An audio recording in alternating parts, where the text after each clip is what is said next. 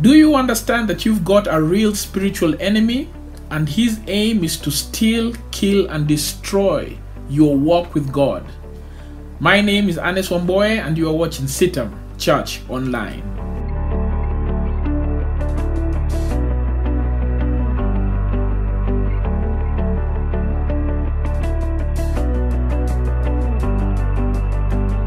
Who is this enemy that we often refer to as Satan? Satan is a supernatural intelligence who was once an angel of God and rebelled because he was found with deceit and wanted to take the position of God. We see this summary of his rebellion in the books of Isaiah chapter 14 and Ezekiel chapter 28.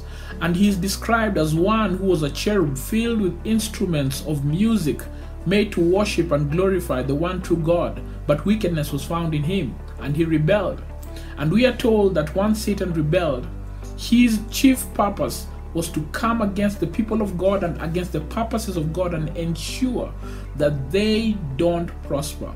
Now we know that the Lord is more powerful than Satan, and the Lord has victory over him, and the Lord has all power to vanquish him. And the Lord will one day vanquish the enemy once and for all in the final battle in the book of Revelation, called the Battle of Armageddon, where the enemy is destroyed once and for all. But until then, we believers who are on the Lord's side must understand that the enemy is out with an agenda to steal, kill, and destroy.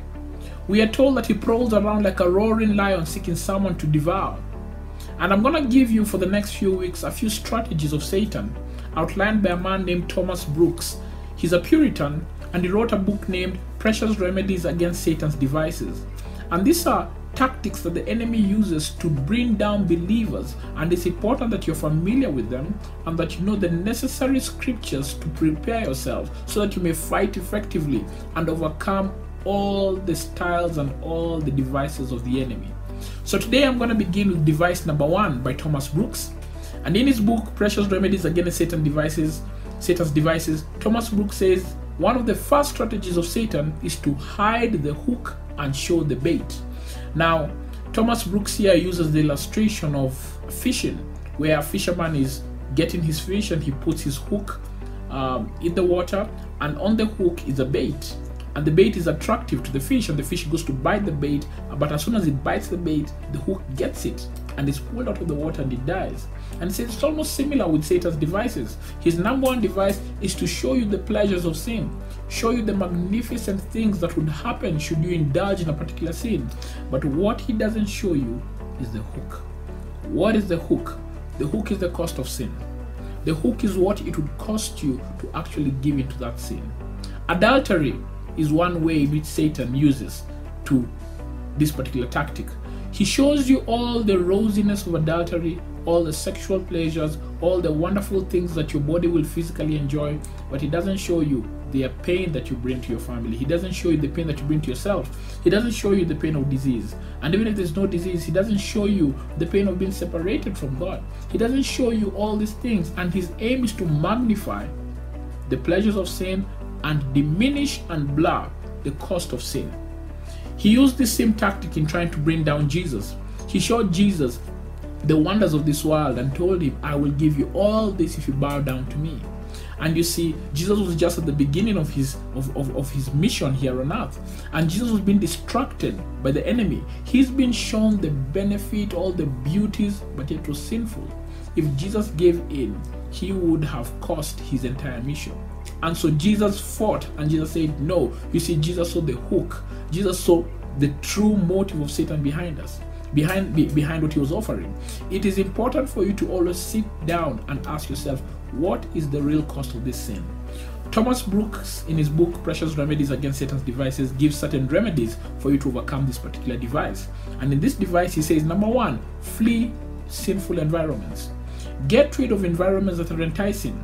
Don't try and tell yourself that you're strong enough to counter that particular temptation. He says, run, flee. Joseph did not stay in Potiphar's wife's scenario, in where Potiphar's wife was. He knew that if he stayed there, he would fall.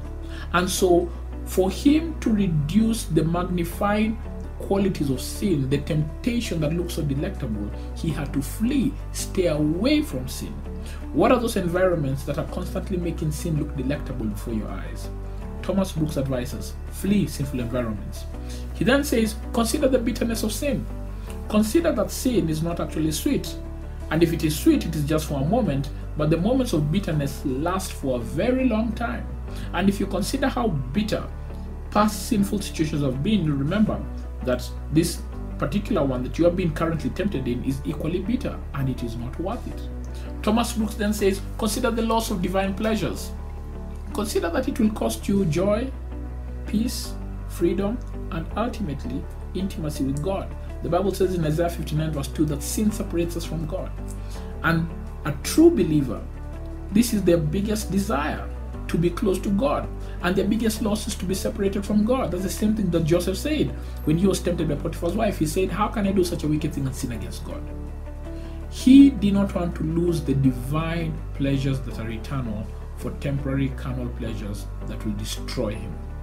And then finally, Thomas Brooks says, remember, no matter how good the sin looks like, you are being deceived.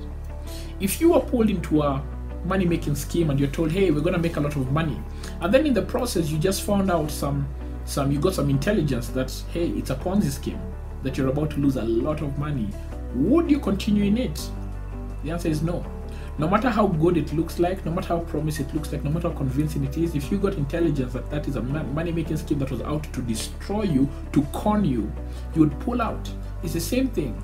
In the midst of temptation, you must realize that you are being deceived, that it's a Ponzi scheme, that it is not true, that it is deception. And once you have that thought in process, you'll realize that it is able to sober you up and make you stop.